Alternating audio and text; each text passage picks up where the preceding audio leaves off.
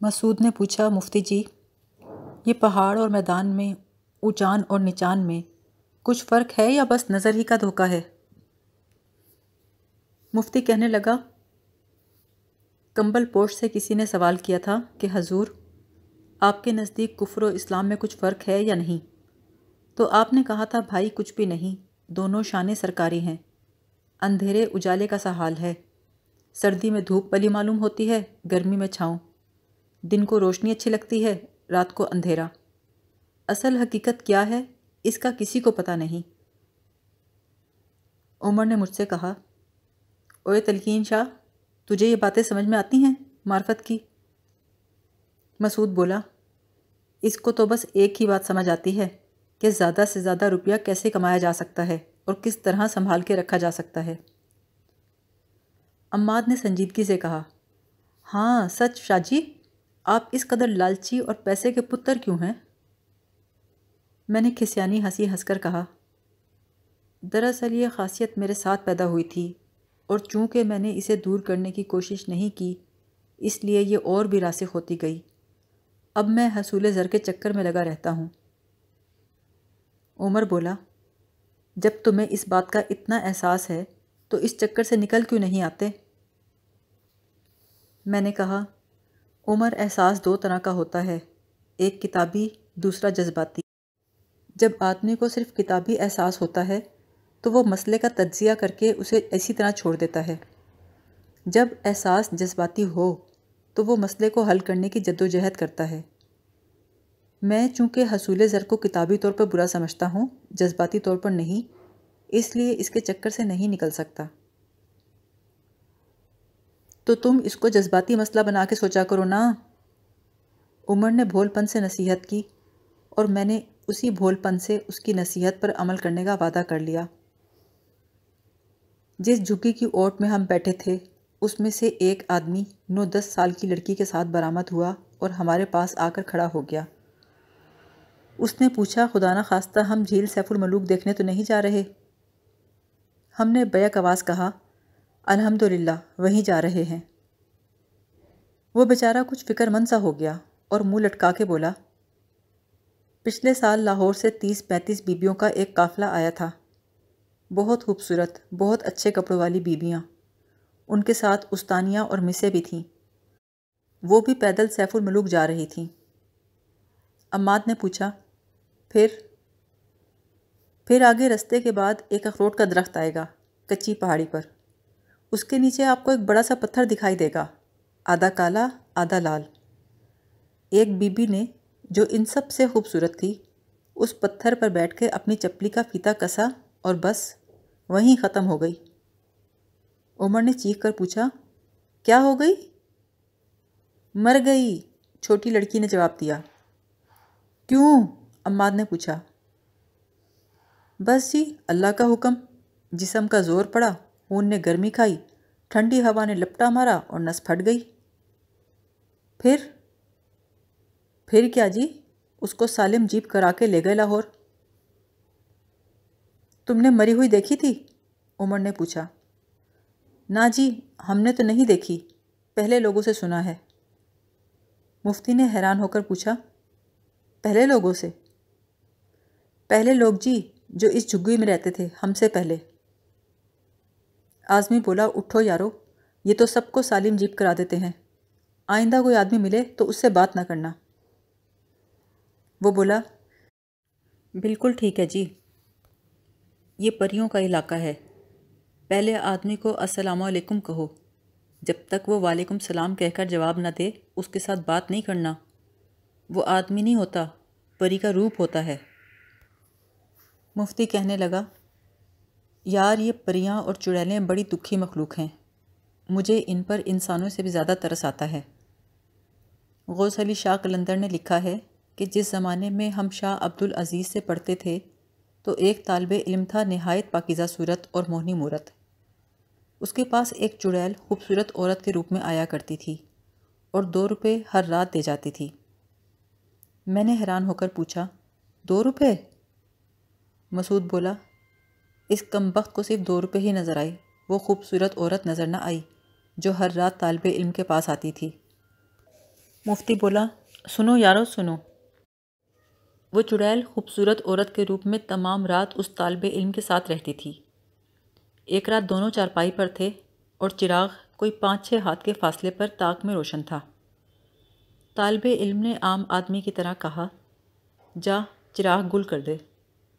اس عورت نے وہیں لیٹے لیٹے ہاتھ بڑھا کر چراغ گل کر دیا۔ یہ دیکھ کر طالب علم سہم گیا اور ڈر کے مارے لرزنے لگا۔ عورت نے اس کی بہت تسلی تشفی کی اور ہاتھ باندھ کر بولی، اے گلے رانا، میں تجھ پہ عاشق ہوں، تیری باندی ہوں، کسی قسم کا اندیشہ نہ کر۔ لڑکا چپ چاپ اپنی جگہ لیٹا رہا۔ جوں توں کر کے رات بسر کی اور صبح کو یہ ماجرا شاہ عبدالعزیز کی خدمت میں بیان کیا۔ حضرت نے ایک تعویذ لکھ کر اس کے بازو پر باندھ دیا۔ رات ہوئی تو وہ عورت حسب معمول اس کی کوٹری میں آئی اور دور کھڑی رہی اور رو کر کہنے لگی، میں نے تیرے ساتھ کیا برائی کی جو تو نے ایسا ظلم مجھ ستم رسیدہ پر ڈھایا؟ خدا کے لیے یہ تعویذ کھول ڈال، اب میں 4 روپے روز دیا کروں گی۔ مسعود نے زور سے چلا کر کہا، سنا شاہ جی، 4 روپے روز؟ میں شرمندہ سا ہو گیا۔ عمر نے بے چین ہو کر پوچھا، پھر مفتی؟ پھر کیا؟ مفتی بولا۔ اس نے تعویذ کھولا اور وہ ہمیشہ کے لیے چلی گئی۔ عمر نے آہستہ سے کہا، ایسا تعویذ ایک مرتبہ میری بیوی نے بھی کرایا تھا۔ اعظمی اس کی بات کاٹ کر ایک دم بولا، لیکن اس نے کوئی خاص کاٹ نہیں کی۔ مسعود نے چھڑی اٹھا کر کہا، نہیں بھائی نہیں، پرسنل بات نہیں، اور لیڈر کے بارے میں تو بالکل بھی نہیں۔ پھر ہم اٹھے اور منزل کی طرف چلنے لگے۔ راستہ جب پتھریلا ہو، سورج کی تمازت تیز ہو، ہر قدم پر چڑھائی ہو، تو مسافت مشکل سے طے ہوتی ہے۔ ہم اپنے پاؤں پر تو مضبوط تھے، لیکن سانس لینے میں دشواری ہو رہی تھی۔ لیڈر کا حکم تھا، چلتے رہو، رکو گے تو مومنٹم ٹوٹ جائے گا۔ ہمارے پہلو سے 2 نوجوان لڑکے ٹٹوؤں پر سوار ہو کر گزرے۔ ان کے ساتھ پیدل گائیڈ تھے جو ان نوجوانوں کو جھیل دکھانے لے جا رہے تھے۔ ہم سب نے حسرت بھری نظروں سے ٹٹوؤں کو دیکھا، پھر گردن جھکا کر چلنے لگے۔ راستے میں پتھروں کے درمیان طرح طرح کے جنگلی پھول اگے تھے۔ ان میں سے تقریباً ہر ایک کو اعظمی جانتا تھا۔ اعظمی کو پھول جمع کرنے کا شوق ہے۔ رنگ برنگے، چھوٹے بڑے، تازہ، سوکھے، استری کیے ہوئے پھول۔ وہ جھک کر پتھروں کے درمیان سے کوئی پھول توڑتا، پھر اسے کاغذ میں لپیٹ کر اپنے تھیلے میں رکھ لیتا۔ اعظمی کا مزاج اپنی طرز کا نرالا ہے۔ اسے قدرت نے لفظوں سے کھیلنا، ان کی صورت بدلنا کچھ اس طرح سے سکھایا ہے کہ اس کے سارے دوست اس کی خوبی کو خرابی سمجھتے ہیں۔ مفتی چلتے چلتے ایک پتھر پر بیٹھ گیا اور اپنے بوٹ کے تسمے کھول کر اس میں سے کنکر نکالنے لگا۔ ہم سب اس کے گرد گھیرا ڈال کر کھڑے ہو گئے۔ لیڈر کا حکم تھا کہ ہم میں سے کوئی بیٹھنے نہ پائے، کیونکہ بدن گرم ہے، سانسیں مرتب ہیں اور ٹانگیں چلنت۔ اگر ان میں سے کسی ایک میں بھی رکھنا پڑا تو ساری مہم دھری کی دھری رہ جائے گی۔ اس نے مفتی سے پوچھا کہ اس کا دل کس طرح چل رہا ہے۔ مفتی نے ہاتھ کے اشارے سے جواب دیا، ٹھیک ہے۔ لیکن وہ کچھ زیادہ ٹھیک نہیں تھا۔ عماد نے رائے دی کہ مفتی جی کو 1 لال گولی اسی وقت دے دینی چاہیے، لیکن مفتی نہ مانا اور یہی کہتا رہا کہ جب ضرورت پڑے گی تو خود مانگ لے گا۔ اس مختصر سے قیام کے بعد ہمارا قافلہ پھر آگے چلنے لگا۔ مکئی کے چھوٹے بڑے کھیتوں کے بعد جب ہم ایک ایسے راستے پر آئے جو نسبتاً کم پتھریلا تھا اور جس کی پگڈنڈی کے نیچے کچی مٹی دکھائی دیتی تھی، تو ہماری جان میں جان آئی۔ پیچھے سے 2 گوالوں نے قریب آ کر زور سے السلام علیکم کہا تو ہم نے باجماعت ان کے سلام کا جواب دیا۔ ان کے ہاتھ میں دودھ کے خالی برتن اور سروں پر ساگ کی گٹریاں تھیں۔ ان میں سے ایک نے کہا، ہم نے ناران کے بازار میں لوگوں کو باتیں کرتے سنا ہے کہ ایک 70 سال کا بوڑھا پیدل جھیل سیف الملوک دیکھنے جا رہا ہے۔ مفتی نے رک کر کہا، وہ بوڑھا میں ہوں، کر لو کیا کر سکتے ہو۔ دوسرے نے کہا، آپ کے منہ پہ خون چڑھایا ہے، اس ارادے سے باز آ جائیں نہیں تو کلیجہ پھٹ جائے گا۔ مفتی بولا، یہ کلیجہ پہلے بھی 3 مرتبہ پھٹ چکا ہے، ایک مرتبہ بٹالے میں، پھر قصور میں، اور سال ہی میں لاہور میں۔ اعظمی بولا، لاہور میں دھرم پورے کے اندر پھٹا تھا۔ پھر مجھ سے بولا، کیا نام تھا اس کا شاہ جی؟ عالم بی بی۔ عماد نے پوچھا، عالم بی بی کون؟ مفتی بولا، یہ نمازیوں کے سننے کی بات نہیں، بے نمازیوں کی وارداتیں ہیں۔ دونوں گوالے ہماری باتوں سے بیزار ہو کر جلدی جلدی قدم اٹھانے لگے اور دیکھتے دیکھتے اپنے برتنوں اور گٹھڑیوں سمیت پہاڑ کی چوٹی پر پہنچ گئے۔ اب اخروٹ کا وہ درخت قریب آ رہا تھا جہاں لاہور کی ایک خوبصورت لڑکی نے دم توڑا تھا اور اس کی لاش سالم جیپ کرا کر گھر لائی گئی تھی۔ ہم سب چور نگاہوں سے اخروٹ کے اس تناور درخت کو دیکھ رہے تھے جس کے نیچے خانوں بدوشوں کا چھوٹا سا کنبہ تھا۔ مسعود نے گردن گھما کر ادھر ادھر دیکھا اور بڈھے بیل کی طرح سر ڈال کر لمبے لمبے قدم اٹھانے لگا۔ عماد چونکہ سائنس کا طالب علم ہے اور اس کو دنیا کی ہر چھوٹی بڑی بات کا علم ہے، اس لیے وہ چلنے اور رکنے کی سائنس سے بھی اچھی طرح واقف ہے۔ اسی نے ہم سب کو رائے دی تھی کہ چلنے میں ایک ردھم ہونا چاہیے، جس تال پر قدم اٹھاؤ اسی پر اٹھاتے رہو۔ اگر قدم اکھڑے یا بے تالے ہوئے تو بہت جلد تھک جاؤ گے اور منزل کو نہ پہنچ سکو گے۔ اسی کے کہنے کے مطابق میں اور مسعود دل ہی دل میں اپنی چال کے ماترے گنتے جا رہے تھے۔ عمر چونکہ پہاڑی آدمی ہے اور اس کا بچپن اور جوانی دھرم سالے میں گزری ہے، اس لیے اس کو چلنے میں تکلیف نہ تھی۔ اعظمی کچھ ایسا بے مغز اونٹ ہے کہ اس کو خبر ہی نہیں ہوتی کہ وہ مسافت طے کر رہا ہے۔ چلنے کے معاملے میں اگر کوئی تکلیف میں مبتلا تھا تو وہ خود عماد تھا۔ ایک تو اس کے قدم تال سے باہر پڑ رہے تھے، دوسرے بلندی کی وجہ سے اس کا سر گھوم رہا تھا اور ابکائیاں آ رہی تھیں۔ سامنے سے کچھ آدمی کدالیں اور پھاوڑے پکڑے آ رہے تھے۔ یہ مزدوروں کی پہلی ٹولی تھی جو راستے کا گلیشیئر کاٹ کر آ رہی تھی۔ انہوں نے ہمیں روک کر سگریٹ مانگے اور مشورہ دیا کہ یہیں سے واپس چلے جائیں کیونکہ جھیل بہت دور تھی، شام پڑنے تک ہم بامشکل وہاں پہنچ سکتے تھے۔ ان کا کہنا تھا پرسوں تک جیپ چلنی شروع ہو جائے گی اور شہری لوگوں کو آنے جانے میں تکلیف نہ ہوگی۔ بہتر یہی ہے پرسوں تک انتظار کر لیں، اپنی جان مشقت میں نہ ڈالیں۔ ہم نے اس بات پر کوئی توجہ نہ دی اور آگے چل پڑے۔ آگے بڑھنا اور مسلسل چلتے رہنا اولو العزم لوگوں کا کام ہے۔ ہر وقت منزل پہ نگاہ رکھنی اور جد و جہد کرنا زندہ قوموں کا کام ہے۔ جو پیچھے رہ جاتا ہے ختم ہو جاتا ہے۔ ہماری نگاہیں منزل کی طرف تھیں اور ہم زندہ قوم کے روپ میں آگے بڑھتے جا رہے تھے۔ ہم کل 6 تھے اور 6 کے 6 ایک ساتھ چل رہے تھے۔ اگر ہم 5 ہوتے تو بھی اسی طرح چلتے۔ تعداد کا اثر کارکردگی پر نہیں ہوتا۔ ایک وقت ہوتا ہے، ایک لمحے کی بات ہوتی ہے۔ اس وقت نہ کوئی کبوتر کی خوبی تھی، نہ نور جہاں کی، نہ شہزادہ سلیم کی۔ وہ ایک لمحہ تھا جو اپنا کام کر گیا اور سالوں مہینوں پر محیط ہو گیا۔ مجھے سوچوں میں گم دیکھ کر مسعود نے کہا، شاہ جی پھر واپس لاہور پہنچ گئے؟ میں نے دھیمی آواز میں کہا، نہیں یار، تمہارے ساتھ ہوں۔ مفتی نے رک کر کہا، گنتی میں ہم 6 ہیں لیکن اصل میں 5 ہیں۔ یہ سالہ تو ہر وقت غائب رہتا ہے، مارو اس کو۔ میں نے جواب دیا، حاضر سائیں، حاضر۔ ہم پھر چلنے لگے۔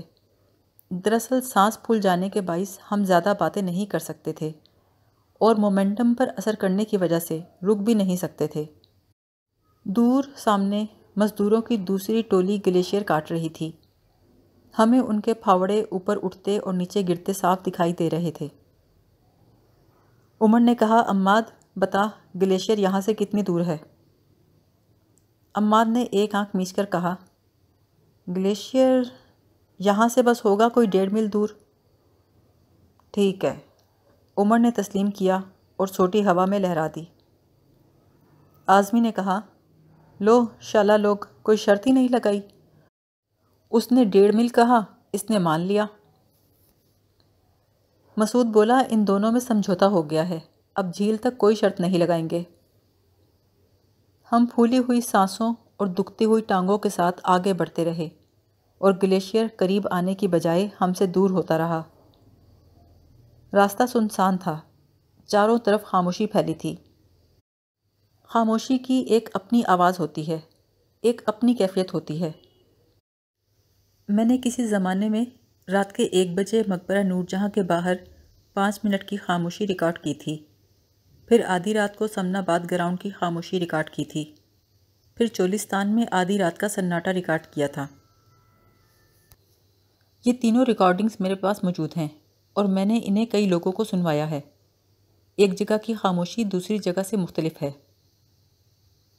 جب ایک نہایت خاموش جگہ ایک آدمی 3 گھنٹے مسلسل بیٹھا رہے تو ابتدا میں اس پر بڑی خوشگوار کیفیات گزرتی ہیں، پھر دل کے دھڑکنے کی صدا آنے لگتی ہے، پھر نفس چلنے کی آواز شروع ہو جاتی ہے۔ آہستہ آہستہ یہ صدائیں اتنی بلند ہو جاتی ہیں کہ کانوں کے پردے پھٹنے لگتے ہیں۔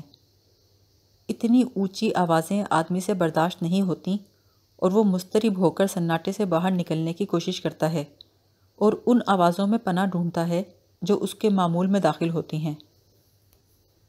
سناٹا اور خاموشی بڑا عذاب ہے اور یوگی لوگ بڑی مشکل سے ان پر قابو پاتے ہیں۔ ہمارے دائیں ہاتھ اونچے اونچے پہاڑ تھے جن پر چھدرے چھدرے درخت تھے، کہیں کہیں اکا دکا جھونپڑے بھی تھے اور کبھی کبھار ان کے پاس چرتی ہوئی بکریاں بھی نظر آ جاتی تھیں، لیکن اس ویرانے میں سوائے ہم 6 کے کوئی آدمی نظر نہ آتا تھا۔ چڑھائی چڑھتے ہوئے اور اتنی لمبی مسافت طے کرتے ہوئے ہم سب کی شکلیں مختلف ہو گئی تھیں۔ کانوں کے نیچے جبڑوں کے پاس جلد کھچ گئی تھی، آنکھیں چھوٹی ہو گئی تھیں۔ مسلسل ہانپنے اور مستقل زور لگاتے رہنے کی وجہ سے یوں محسوس ہوتا تھا کہ ہمارے پھیپھڑے، دل، جگر اور اتڑیوں کا کچھ حصہ جسم سے باہر آ گیا ہے اور ہماری کمروں اور پیٹوں کے ارد گرد لٹک گیا ہے۔ جب ہم چلتے تھے تو باہر لٹکے ہوئے دل، جگر، پھیپھڑے اور انتڑیاں ہمارے وجود سے ٹکرا رہے تھے۔ یہ جسمانی تکلیف کچھ اس تکلیف سے ملتی تھی جب سلمہ باجی ہمارے قصبے سے گاڑی میں سوار ہوئی تھیں اور میں کچی چھت پر ایڑیاں رگڑ رہا تھا۔ حالت نزع اور فرقت کا کرب ایک جیسا ہوتا ہے۔ میں مرا تو کبھی نہیں، لیکن میں نے 2 آدمیوں کو نزع کی حالت میں ضرور دیکھا ہے۔ دونوں مختلف مقامات پر مختلف حالات میں مرے تھے، لیکن ان کی جاں کنی کی کیفیت ایک سی تھی۔ پہلے تشنج ہوتا تھا، پھر ڈھیلے ہو جاتے تھے، پھر ان کے حلق سے آواز آنے لگتی تھی۔ آہستہ آہستہ ان کے چہرے پر خوف کی لکیر گزر جاتی تھی، پھر 4-5 سیکنڈ وہ مکمل سکون کی لپیٹ میں آ جاتے اور اس کے بعد وہی ڈرل دوبارہ شروع ہو جاتی۔ مرنے سے 15-20 سیکنڈ پہلے ان کے چہروں پر طمانینت، سکون اور سپردگی کی کیفیت ہوئی، پھر گردن ذرا سی ہلی اور منکا ڈھلک گیا۔ مجھے یوں لگا جیسے انسان خواب میں پہاڑ پر سے چھلانگ لگاتا ہے، انہوں نے بھی چھلانگیں لگا دیں۔ فرقت میں بھی آدمی کے ساتھ یہی سب کچھ ہوتا ہے، لیکن وہ آخری اور لمبی چھلانگ نہیں لگا سکتا۔ اس کے دل کے گرد اسٹین لیس اسٹین کے بلیڈ کی نوک آہستگی سے پھرتی رہتی ہے اور اس کا دل انناش کی کاشوں کی طرح کٹتا رہتا ہے۔ جب بلیڈ اوپر سے نیچے تک سارے دل کی گول گول کاشیں کاٹ چکتا ہے تو وہ کاشیں پھر جڑ جاتی ہیں۔ گلیشیئر کے قریب کچھ مزدور برف کے ڈھیلوں پر بیٹھے سگریٹ پی رہے تھے۔ ہم اپنی اپنی چھڑیوں کی نوکیں برف میں گاڑتے گلیشیئر سے گزرنے لگے۔ کٹے ہوئے بھربھرے راستے پر برف کرچ کرچ کر کے ہمارے پیروں تلے دب رہی تھی اور ہمارے تپے ہوئے پاؤں اندر ہی اندر ٹھنڈے ہونے لگے تھے۔ مفتی برف پر کبڑا ہو کے چل رہا تھا، اسے ہر لمحے پھسل جانے کا خوف تھا۔ مسعود ماترے گنتے ہوئے جا رہا تھا، میں بے تال چل رہا تھا، صرف عمر اور اعظمی نارمل انداز میں چل رہے تھے۔ عماد کی حالت پہلے سے بھی خراب تھی، ٹھنڈی ہوا کی وجہ سے اس کو ابکائی آ رہی تھی۔ برف کا ٹوٹا مشکل سے 250-300 گز کا لمبا ہوگا، لیکن اسے عبور کرنے میں اندازے سے زیادہ وقت لگا۔ گلیشیئر ختم ہوا تو مفتی نے کمر سیدھی کر کے کہا، اب لاؤ ذرا۔ لیڈر نے فوراً کٹ کھول کر سرخ گولیوں والی شیشی نکالی تو مفتی جھلا اٹھا، شیشی نہیں گدھے لیڈر، مجھے چائے چاہیے۔ اور ہم سب مل کر چائے چاہیے کون سی جناب گانے لگے۔